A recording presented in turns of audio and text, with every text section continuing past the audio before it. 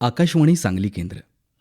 सांगलीत विष्णुदास भावे नाट्यमंदिर इथं संपन्न झालेल्या 63व्या महाराष्ट्र राज्य हौशी मराठी नाट्य स्पर्धेतील पारितोषिक विजेत्या कलाकारांच्या मनोगतांवर आधारित कार्यक्रम आता प्रसारित करीत आहोत.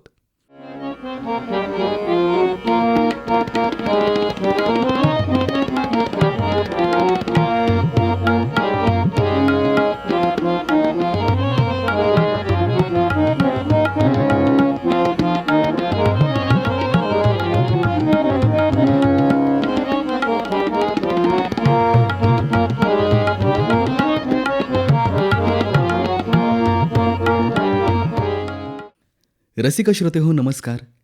महाराष्ट्र शासन सांस्कृतिक कार्य संचालनालय आयोजित 63व्या महाराष्ट्र राज्य हौशी मराठी नाट्य स्पर्धेच्या प्राथमिक फेरीत सांगली केंद्रावरून एकूण 12 नाटके सादर झाली. 25 नोव्हेंबरपासून सुरू झालेल्या या स्पर्धेचा 7 डिसेंबर रोजी समारोप झाला. श्रोते हो, या स्पर्धेत सादर होणाऱ्या नाटकांचा दैनंदिन आढावा आकाशवाणीच्या सांगली केंद्रावरून प्रसारित करण्यात आला.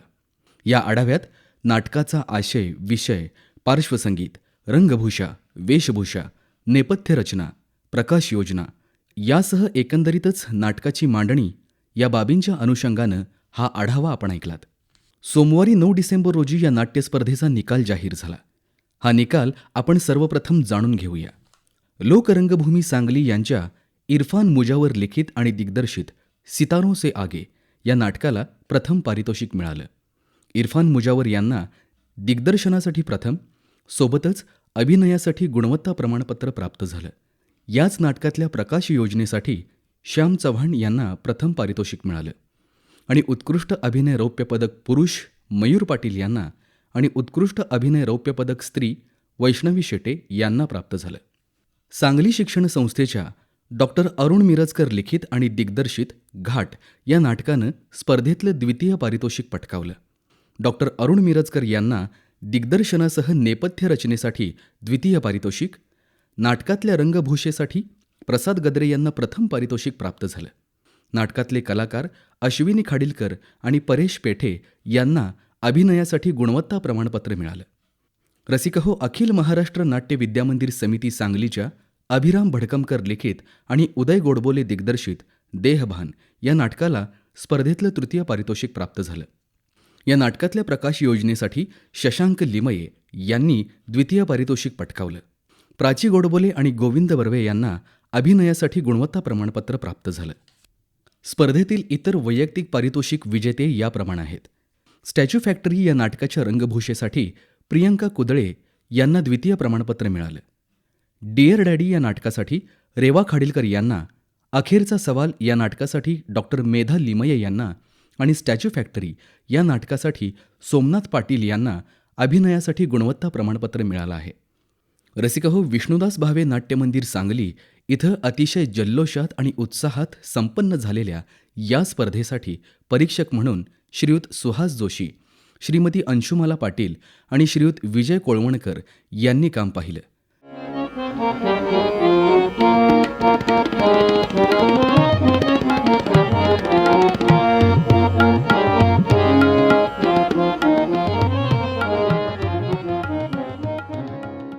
रसिकहो, सितारों से आगे या प्रथम पारितोषिक प्राप्त नाटकाचे दिग्दर्शक आणि अभिनयासाठी गुणवत्ता प्रमाणपत्र प्राप्त रंगकर्मी इरफान मुजावर आपलं मनोगत व्यक्त करताना म्हणाले, या नाटकामध्ये आम्ही 1990चा भारतातला तामिळनाडूमधला काळ मांडला आहे. ज्या काळात 1990 साली जागतिकीकरणाला सुरुवात झाली होती. आपण मुक्त अर्थव्यवस्था स्वीकारत होतो.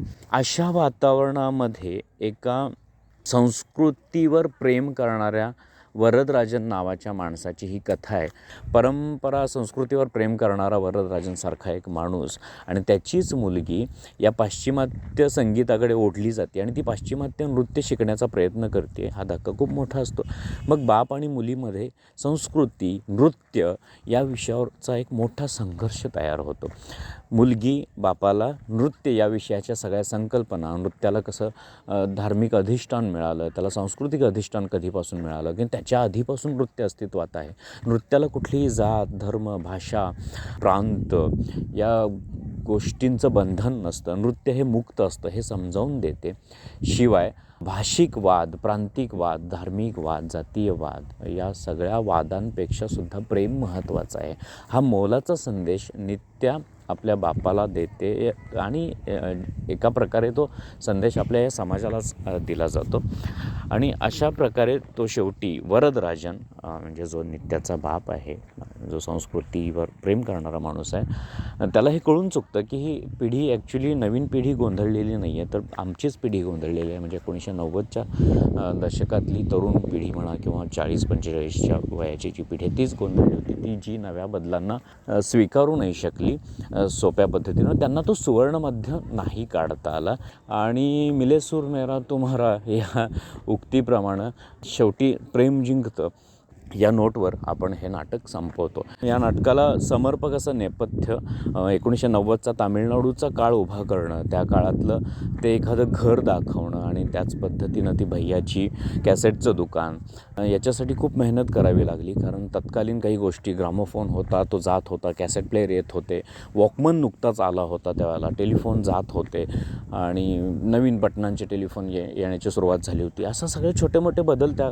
काळचे मांडण्याचा नेपथ्यामध्ये प्रयत्न केला आहे. रंगभूषा वेशभूषामध्ये सुद्धा 1990च्या काळातला फॅशन सेन्स, त्यावेळचे कपडे, त्यावेळचा कपडेपट सगळा किंवा त्यावेळची जी काही फॅशनची पद्धत होती, बेल बॉटमच्या पॅन्ट्स असतील, ते फुलाफुलांचे शर्ट, वेगवेगळ्या मोठ्या कॉलरचे शर्ट्स, अशा वेगवेगळ्या पद्धतीच्या कपड्यांचा अभ्यास करून, त्यावेळच्या फॅशनचा अभ्यास करून त्या पद्धतीचे कपडे, म्हणजे दोन्ही जुन्या पद्धतीच्या लोकांचे आणि नवीन पिढी जी नवीन बदल स्वीकारते त्यांचे, अशा दोन्ही पद्धतीचा अभ्यास करून कपडे आणि तशी रंगभूषा वेशभूषा तयार करण्यात आली. आणि त्यासाठीची त्याच पद्धतीची समर्पक प्रकाश योजना मुद्दामहून डिझाईन करण्यात आली की जेणेकरून तो 1990चा काळ आपल्याला दाखवता यावा. नृत्यामधल्या दोन्ही भरतनाट्यम म्हणजे पारंपरिक नृत्य आणि पाश्चिमात्य नृत्य यामधला संघर्ष, या सगळ्या दोन्ही गोष्टीमधलं द्वंद्व दाखवता यावं पद्धतीचा प्रयत्न करण्यात आला. आणि शेवटी परिणाम आपल्यासमोर आहे. तर आता हे नाटक अंतिम फेरीत सादर होईल. सांगली जिल्ह्याचं प्रतिनिधित्व करेल. प्रेक्षक आमच्यासोबत आहेतच आणि असंच आपण नाटक करत राहू, नाटक घडत राहू. धन्यवाद.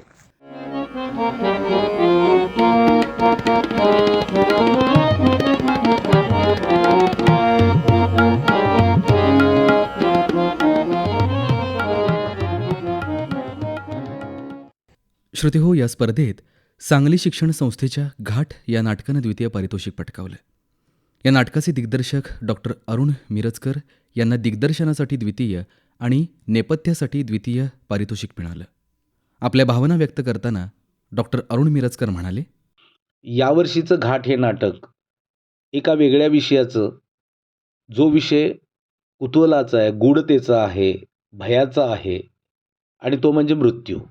एका बाजूला मृत्यूचं तत्त्वज्ञान मांडणं आणि मृत्यूकडून जीवनाकडं माणसाचं सुंदर जे जगणं आहे, जीवन जे आहे, तिकडं हा विषय नेणं आणि सबंध नाटकामध्ये हा पीळ लक्षात घेऊन एक कथानक गुंफणं हे लेखक म्हणून माझ्यासाठी फार महत्त्वाचं होतं. माझी कथा ही पारंपरिक पद्धतीनं सांगितलेली नाही. वेगवेगळे दृष्टांत येतात, मृत्यूचं तत्त्वज्ञान येतं.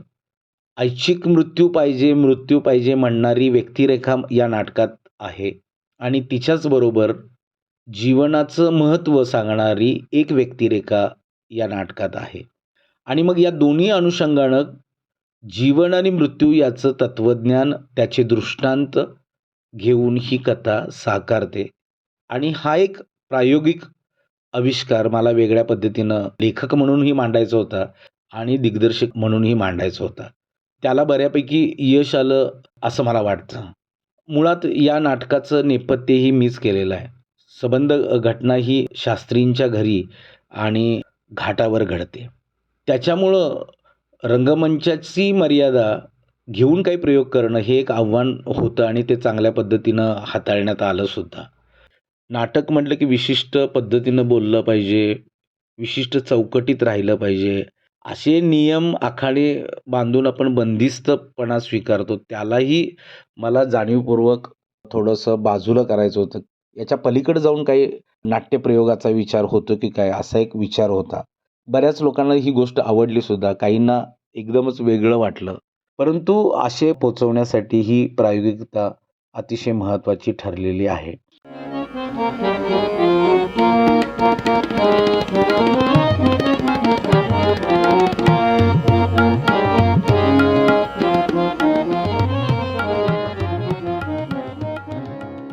रसिकहो, एकूण 12 नाट्यप्रयोग सादर झालेल्या या स्पर्धेच्या निमित्तानं सांगलीच्या नाट्यरसिकांना उत्कृष्ट नाटकांचा आनंद घेता आला. विविध विषयांची हाताळणी या नाटकांच्या माध्यमातून करण्यात आली. यामध्ये कौटुंबिक, सामाजिक, राजकीय आणि कलाक्षेत्राशी संबंधित विषयांची प्रभावी मांडणी करण्यात आली. स्पर्धेतील नाटक असल्यानं संध्याकाळी 7 वाजता नाटकाच्या वेळेवर सादरीकरणाला सुरुवात होत होती. त्याआधी कलाकारांची लगबग, नेपथ्याची उभारणी, प्रकाश योजनेची तयारी यामुळे स्पर्धेच्या कालावधीतलं वातावरण उत्साहपूर्ण होतं. श्रोतेहो, अखिल महाराष्ट्र नाट्य विद्यामंदिर समिती सांगली यांच्या देहभान या नाटकानं या स्पर्धेतलं 3य पारितोषिक पटकावलं. या नाटकाविषयी आणखी जाणून घेऊया या नाटकाचे दिग्दर्शक उदय गोडबोले यांच्याकडून. ते म्हणाले, यावर्षी देहभान हे नाटक आम्ही सादर केलं. अभिराम भडकमकर यांचं हे नाटक 2002 साली हे नाटक रंगमंचावरती आलं आणि त्यावेळेला देहाच्या बरोबर नात्यांचंही भान जपायला लावणारं हे नाटक म्हणून कमर्शियलला ते खूप गाजलं. या नाटकामध्ये प्रत्येक कलावंत 2-2 भूमिका साकारतात आणि या 2 भूमिकांच्या माध्यमातून त्यांची जी मानसिकता आहे, म्हणजे नाटकातली आणि नाटकातली या दोन्हीमध्ये साम्य असल्यामुळं, परंतु आत्ताच्या काळातली आणि 1950च्या काळातली अशा 2 कालखंडातल्या भूमिका हे कलाकार साकारतात. आणि यामध्ये आमचे सर्वच कलाकार अतिशय तन्मयतेनं काम करत होते. व्यक्तिरेखांमधल्या बारकावे जे आहेत ते छान पद्धतीनं दाखवले. या नाटकामध्ये घडणाऱ्या ज्या गोष्टी आहेत 1950 आणि 2002मध्ये घडतात, परंतु त्या आजच्या काळामध्ये देखील लागू होतात हे विशेष आहे. या नाटकातला जुना काळ आहे तो मी मुद्दामच बदललेला नव्हता आणि तो बदलणं लेखकाला अपेक्षितही नाही आहे. त्यामुळं नाटक 2002 सालामध्येच घडत राहतं. या नाटकाला अभिनयाची पारितोषिकं मिळाली. उत्कृष्ट अभिनयामुळं प्रेक्षकांनी या नाटकाचं मोठ्या प्रमाणात कौतुक केलं. अशीच चांगली कलाकृती सादर करायला मिळाल्याबद्दल मला यावर्षी आनंद वाटला. सर्वात महत्त्वाचं म्हणजे हा जो संपूर्ण प्रवास होता, या प्रवासामध्ये तालमीचा आनंद, नाटकामधून अनेक गोष्टी शोधल्याचा आनंद आणि त्या सापडल्याचा आनंद खूप मोठ्या प्रमाणामध्ये मिळाला. एक अतिशय चांगल्या टीमसोबत काम करण्याचा आनंद मिळाल्यामुळं मला आनंद वाटतो. यापुढेही अशाच उत्तमोत्तम कलाकृती मी दिग्दर्शक म्हणून देण्याचा प्रयत्न करेन आणि आकाशवाणीनं ही संधी दिल्याबद्दल या संस्थेचे खूप आभार. हे नाटक निवडलं त्यावेळेला हे नाटक म्हणजे शिवधनुष्य आहे याची जाणीव मला झालेली होती. त्याचबरोबरीनं माझ्या सोबत असणारे जे कलाकार आहेत ते तितकेच ताकदीच्या अभिनयाचे असल्यामुळं यांच्या साह्यानं हे शिवधनुष्य उचलण्याचं पण पूर्ण करू शकू असं मला वाटलं. अखिल महाराष्ट्र नाट्य विद्यामंदिर समिती ही नाट्य कलाकारांची मातृसंस्था. या संस्थेच्या वतीनं हे नाटक यावर्षी बसवण्याची संधी मला प्राप्त झाली. या नाटकासाठी माझ्यासोबत प्राची गोडबोले, गोविंद बर्वे, मयुरेश बडवे, सचिन कुलकर्णी, वेदा राजोपाध्याय, रोनक सरनोबत आणि तन्वी खाडीलकर हे रंगमंचावरचे कलाकार होते. तर रंगमंचाच्या मागे एक मोठी कलाकारांची टीम यामध्ये कार्यरत होती.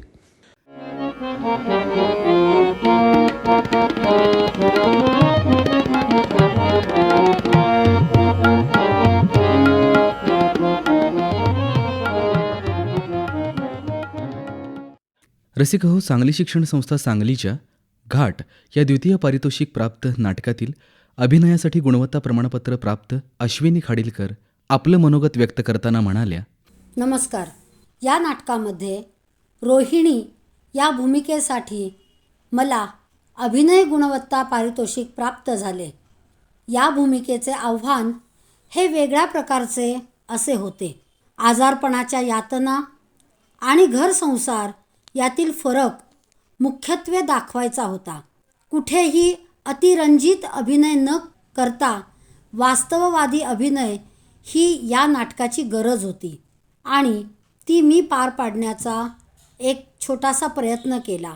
मुळात चाकोरी बाहेरच्या भूमिका या कलावंतांना नेहमीच आव्हानात्मक असतात आणि ह्या अशा प्रकारच्या या निरनिराळ्या नाटकांच्या माध्यमातून भूमिका जगायला मिळतात.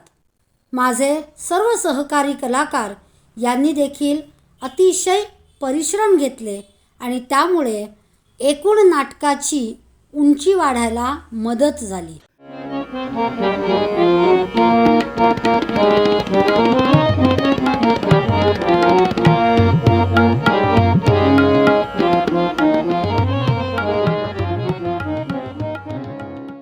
या स्पर्धांना सांगलीच्या दर्दी नाट्यप्रेमींनी दिलेला उदंड प्रतिसाद हेही या स्पर्धेचं एक वैशिष्ट्य म्हणून आवर्जून उल्लेख करावा लागेल. जवळपास सर्वच नाट्यप्रयोगांना सांगलीकरांची मोठ्या संख्येनं उपस्थिती रंगकर्मींचा उत्साह वाढवणारी होती. श्रोतेहो, आपल्या देशात फक्त आपल्या महाराष्ट्र राज्यात शासनाच्या वतीनं या स्पर्धा आयोजित केल्या जातात. अर्थात काही राज्यात नाट्यकला महोत्सवाचंही आयोजन केलं जातं. पण आपल्याकडे सादर होणाऱ्या या स्पर्धा म्हणजे नाट्यरसिक, रंगकर्मी, नाटकात नव्यानं येऊ पाहणारे कलाकार आणि नाटक या विषयाचं आकलन करू घेऊ इच्छिणाऱ्यांसाठी एक मोठी पर्वणीच असते. अगदी नाममात्र दरात ही नाटके बघण्याची सुविधा शासनानं उपलब्ध करून दिली होती. श्रोतेहो, देहभान या तृतीय पारितोषिक प्राप्त अखिल महाराष्ट्र नाट्य विद्या मंदिर समिती सांगलीच्या नाटकात प्रकाश योजनेसाठी द्वितीय पारितोषिक पटकावणारे शशांक लिमये आपल्या भावना व्यक्त करताना म्हणाले, रसिक हो नमस्कार. अखिल महाराष्ट्र नाट्य विद्या मंदिर समिती सांगली या संस्थेनं यंदाच्या 63व्या राज्यनाट्य स्पर्धेत देहभान हे नाटक सादर केलं, जे सुप्रसिद्ध लेखक अभिराम भडकमकर यांनी लिहिलेलं आहे. हे नाटक खरंच सर्वच अंगांनी आव्हानात्मक आहे असं मला वाटतं. मुळात रंगभूमीवर अनेक मान्यवर कलाकारांनी यापूर्वी साकारलेली ही कलाकृती आहे. या नाटकाची तांत्रिक बाजू म्हणजे प्रकाश योजना करण्याची जबाबदारी दिग्दर्शक श्रीयुत उदय गोडबोले, आर्किटेक्ट श्रीयुत विवेक देशपांडे यांनी माझ्यावर सोपवली. एक आव्हान पेलण्याचं काम खऱ्या अर्थानं रंगमंचावरील कलाकारांच्या बरोबरच माझंही होतं याची मला जाणीव झाली. नाटकाचा विषय हा अतिशय संवेदनशील असा. आपण स्वतःला कितीही आधुनिक म्हणवून घेतलं तरी परंपरेचा एक पगडा आपल्या मनावर कायमच असतो. अशा परिस्थितीत नाटक हे एका सीमारेषेवर सादर करावं लागतं.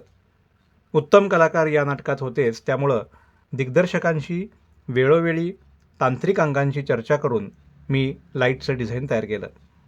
खरं तर हौशी रंगभूमीवर काम करताना किंवा नाटक सादर करताना तांत्रिक अंगांची तालीम फारशी होत नाही, पण या नाटकाची रंगीत तालीम महत्त्वाचे आणि आवश्यक तेवढेच लाईट्स लावून आम्ही केली. याचा फायदा मला राज्यनाट्य स्पर्धेत नाटक सादर करताना नक्कीच झाला. संहितेला धरून आणि आवश्यक पूरक अशी प्रकाश योजना असावी या मानसिकतेतूनच माझ्याकडून ती झाली आणि त्याला पारितोषिकही मिळालं याचा आनंद मला नक्कीच आहे. यंदा मिळालेलं हे पारितोषिक माझ्या दृष्टीनं खरंच खास आहे, कारण रंगभूमीवरचं माझं हे 25वं वर्ष आहे. या नाटकातले जे सर्व कलाकार आहेत त्यांना खरंच मनापासून मी धन्यवाद देतो. उत्तम सहकार्य त्यांचं लाभलं. या स्पर्धेमध्ये सहभागी झालेल्या सर्व विजेत्या कलाकारांचं अभिनंदन करतो आणि संपूर्ण राज्यनाट्य स्पर्धेचा दैनंदिन आढावा आकाशवाणीवरून यापूर्वीच सादर झालेला आहे. निकालानंतरचा हा विशेष आढावा कार्यक्रम यामध्ये मला सहभागी होता आलं याबद्दल आकाशवाणी सांगली केंद्राला मी धन्यवाद देतो. रंगभूमीवर यानंतरच्या काळातही मला छान काम करायला मिळावं अशी नटेश्वराच्या चरणी प्रार्थना करून इथंच विरामतो. धन्यवाद.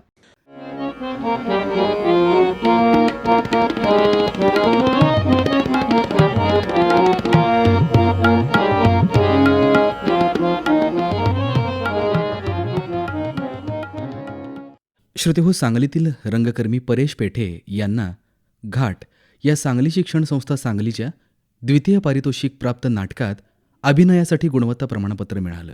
आपलं मनोगत व्यक्त करताना ते म्हणाले, नमस्कार. खरं तर प्रत्येक नाट्यकर्मीच्या दृष्टीनं महाराष्ट्र राज्याची हौशी नाट्य स्पर्धा ही खूप महत्त्वाची असते. सर्व कलाकार त्याची आतुरतेनं वाट बघत असतात. केवळ कलाकारच नव्हे तर एक रसिक श्रोता हे सुद्धा त्यांची या स्पर्धेची वाट बघत असतात. हा एक वेगळा उत्साह असतो आणि त्याच्यात सहभाग घेण्यासाठी प्रत्येकजण धडपडत असतो. शाळेतले शिक्षक, काही विद्यार्थी असं मिळून एक टीम तयार झाली आणि या टीममार्फत नाटक बसवायचं काम सुरू झालं. दिवसभराचं शाळेचं कामकाज पूर्ण करून मग तालमीला वेळ द्यायचा. हे सगळं करण्यासाठी कलाकार हौशीच पाहिजे, त्याला त्याची आवड पाहिजे. असेच सगळे कलाकार या नाटकामध्ये होते. या नाटकातल्या प्रत्येक माणसाचा चांगला सहभाग असल्यामुळंच या नाटकाला सांघिक पारितोषिकही प्राप्त झालं आहे. खरं तर महाराष्ट्र शासनाचे खूप खूप आभार. अशा स्पर्धा ते भरवतात आणि त्यामुळं वेगवेगळ्या कलाकारांना त्यामध्ये काम करण्याची संधी मिळते. अनेक कलाकार यातून पुढे येतात. कदाचित यातला एखादा चांगला उत्तम अभिनेता होऊ शकतो, एखादा मोठा नट होऊ शकतो.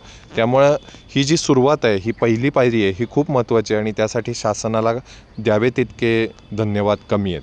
भावे नाट्य मंदिर हे सांगलीतल्या कलाकारांसाठी अगदी मंदिराप्रमाणे आहे. त्यामुळं इथं स्पर्धा असली की आणखी छान वाटतं. सर्व रसिक श्रोत्यांचे आभार. त्यांनी मनापासून आम्हाला हा प्रतिसाद दिला. परीक्षकांचेही आभार. धन्यवाद.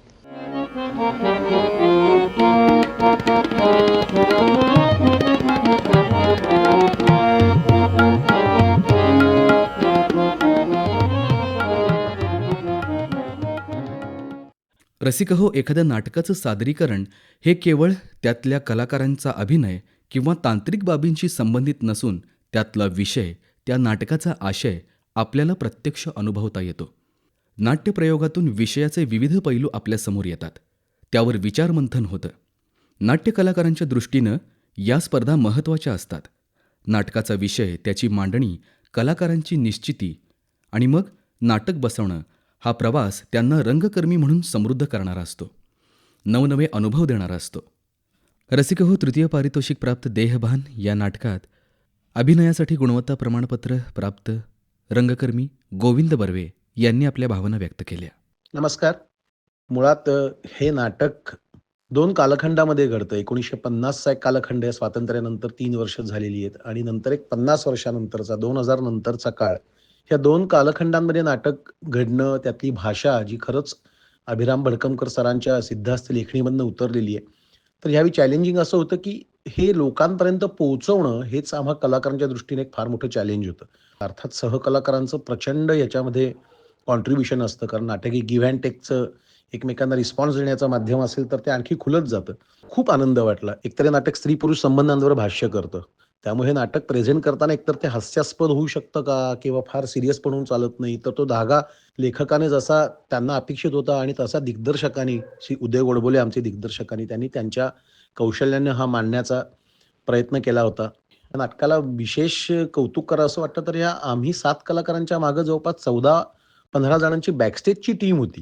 कारण प्रत्येक कलाकाराला सतत वेशभूषा बदलून त्या त्या कालखंडामध्ये जाऊन काम करायचं होतं. सतत त्यामागे केवढी मोठी टीम कार्यरत होती आणि नाटकाच्या यशामध्ये कलाकारांच्या पेक्षाही जास्त प्रकाश योजनाकार शशांक असेल लिमये, सायली पार्श्वसंगीत जिने दिलेलं होतं, बॅकस्टेज आर्टिस्ट, सगळीच टीम फार मनापासून राबली. 1.5-2 महिने जे काय श्रम घेतले, कारण हे नाटक अवघड आहे मुळातच. त्यामुळे नाटक झाल्यानंतर सुद्धा ज्या प्रतिक्रिया आल्या त्या सुद्धा भारावून टाकणाऱ्या होत्या, उत्साह वाढवणाऱ्या होत्या.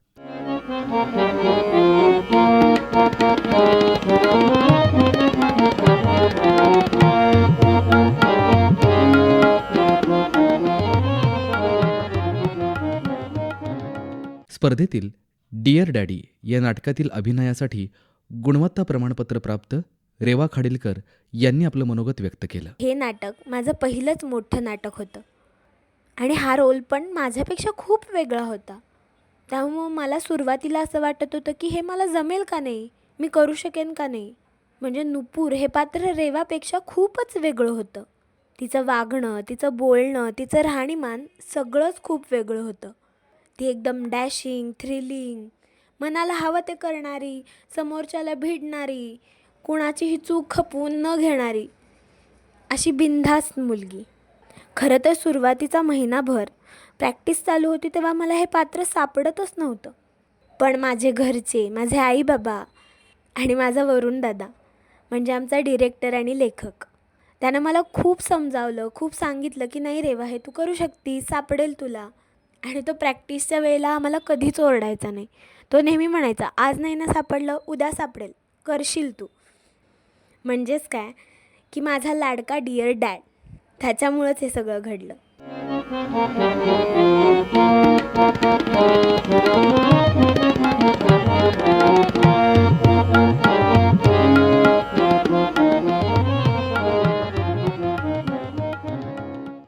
हो, या स्पर्धेच्या निमित्तानं समन्वयक मुकुंद पटवर्धन यांनी आपलं मनोगत व्यक्त केलं.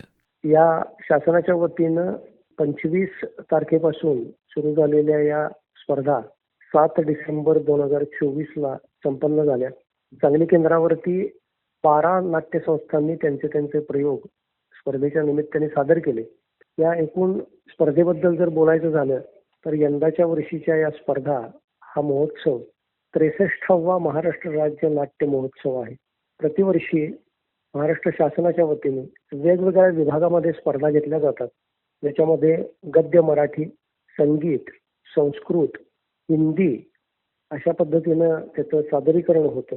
साधारणतः महाराष्ट्रातल्या 25 केंद्रांवरती या स्पर्धा यंदाच्या वर्षी आयोजित केल्या गेल्या आहेत. वेगवेगळ्या ठिकाणचे संघ त्या ठिकाणी आपली कला सादर करतात. सांगली केंद्राचं जर बोलायचं झालं तर या स्पर्धेला यंदाच्या वर्षी प्रेक्षकांचा उत्तम प्रतिसाद लाभला ही सगळ्यात जमेची बाजू आहे असं समन्वयक म्हणून मला वाटतं. कारण गेली 60 वर्ष शासन ज्या पद्धतीने स्पर्धा घेतली आहे त्याचा प्रसार आणि प्रचार जो काही झालेला आहे तो व्यवस्थित झालेला आहे. रसिक प्रेक्षकांच्या समोर आपली कला सादर करण्यासाठी कलाकार उत्सुक असतो. तो 4-6 महिने त्याची तयारी करत असतो आणि प्रत्यक्ष स्पर्धेच्या प्रयोगाच्या दिवशी तो ते नाटक प्रेक्षकांच्या समोर सादर करतो. गेल्या काही वर्षाचा अनुभव माझा असा होता की प्रेक्षक संख्या येत नाही, तेवढे प्रेक्षक प्रयोगाला लाभत नाहीत. त्यामुळे थोडंसं कलाकारांच्यातही नाराजीचं वातावरण होतं. महाराष्ट्र शासनाच्या वतीने या उपक्रमासाठी यंदाच्या वर्षी काही वेगळ्या सूचना समन्वयक या नात्याने आमच्या सगळ्यांच्यापर्यंत आल्या. त्या पद्धतीनं त्यांच्या सूचनांची अंमलबजावणी आम्ही यंदाच्या वर्षी प्रत्येक केंद्रांवरती समन्वयक करतो आहोत. आणि आमचा जो ग्रुप आहे समन्वयकांचा त्याच्यावरती रोज संध्याकाळी त्याचं ड्राफ्टिंग प्रत्येक समन्वयक पाठवतोय. त्याच्यावरनं असं लक्षात येतंय की महाराष्ट्रातल्या या विविध केंद्रांवरती होणाऱ्या या स्पर्धेला सगळीकडेच प्रेक्षकांचा चांगला प्रतिसाद आहे. वृत्तपत्रातून सादर झालेल्या नाट्यप्रयोगाच्या बद्दल आढावा घेतला जातो आहे. आकाशवाणीसारख्या माध्यमातून सुद्धा याला ठळकपणानं प्रसिद्धी दिली जाते आहे. नाट्य स्पर्धेत सादर होणाऱ्या प्रयोगाचा आढावा आकाशवाणी केंद्रावरून दुसऱ्या दिवशी सकाळी प्रसारित केला गेला ही जमेची बाजू आहे. त्याचबरोबरीनं महाराष्ट्रामध्ये जिथे जिथं नाट्य परिषदेच्या शाखा आहेत त्या सर्व शाखांच्या पदाधिकाऱ्यांचा आणि सभासदांचा या स्पर्धेसाठी हातभार लागलेला आहे. त्यांनी प्रसिद्धी केली, प्रेक्षकांच्या पर्यंत कुठलं नाटक होणार आहे हे योग्य वेळी पोहोचवलं, म्हणूनच कदाचित या स्पर्धेला इतका भरभरून प्रतिसाद मिळताना दिसतो आहे. शासनाचा हा जो उपक्रम आहे ह्याच्यातून पैसे मिळवणं हा शासनाचा अजिबात उद्देश नाही. त्यामुळे तिकीट दर अत्यल्प आहेत आणि त्या तिकीट विक्रीतनं येणारं जे उत्पन्न आहे त्यातला निम्मा हिस्सा शासनाच्या वतीने सादरकर्ती जी संस्था आहे त्या दिवसाची त्यांनाच दिला जातो. हेही वारंवार सांगितलं गेल्यामुळं प्रेक्षकांची संख्या चांगली होती. वेगवेगळे विषय आशय या स्पर्धेच्या निमित्तानं हाताळले गेलेले आहेत. सांगली केंद्रावरती झालेल्या 12 नाट्यसंस्थांच्या सादरीकरणानंतर परीक्षकांनी त्यांच्या हातात असलेल्या कागदपत्रानुसार निकाल सांगितला. तो निकाल महाराष्ट्र शासनाच्या वतीने प्रसिद्ध करण्यात आला. मी सांगली केंद्राचा समन्वयक या नात्यानं पारितोषिक विजेत्या सर्व कलाकारांचं अभिनंदन करतो आणि पुढील वाटचालीसाठी त्यांना शुभेच्छा देतो. रसिक हो, या नाट्य स्पर्धेच्या प्राथमिक फेरीत सांगली केंद्रावरून सितारों से आगे आणि घाट या दोन्ही नाटकांची अंतिम फेरीसाठी निवड झाली आहे. नाट्यक्षेत्रात येण्यासाठी उत्सुक असणाऱ्या तरुणाईसाठी या स्पर्धा अत्यंत महत्त्वाच्या असतात. नाट्यरसिक म्हणून आपल्यालाही वेगवेगळ्या विषयांचं सादरीकरण पाहता येतं. एकंदरीतच सर्वसमावेशक अशा या स्पर्धा नाट्यक्षेत्राच्या प्रत्येक बाबीसाठी महत्त्वाच्या असतात. या स्पर्धेतील सर्व पारितोषिक प्राप्त विजेत्यांचं मनःपूर्वक अभिनंदन आणि त्यांना पुढील वाटचालीसाठी शुभेच्छा.